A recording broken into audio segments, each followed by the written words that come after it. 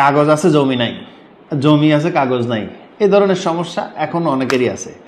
তবে আপনি যদি স্পেসিফিক মনে করতে পারেন যে আমার বোন, বাবা বা দাদা এর নামে এই মৌজায় জমি কতটুকু আছে, আপনি খুব সহজেই দেখতে পারেন। চলুন আমরা দেখে নিই। শুরুতেই আপনার মোবাইলে থাকা একটি ব্রাউজার ওপেন করবেন, গুগলে প্রবেশ করবেন। এরপর এখানে লিখবেন ই পর্চা।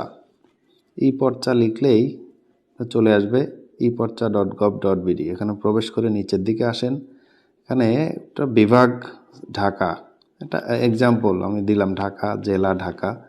তারপরে ধরেন উপজেলা ধানমন্ডি, উপজেলার ধানমন্ডি দেওয়ার পরে এখানে আপনি খতিয়ানের ধরন BRS দিলাম, কারোর BS, কারোর CS, যেটা হয় সেটা দিবেন। দেন এখানে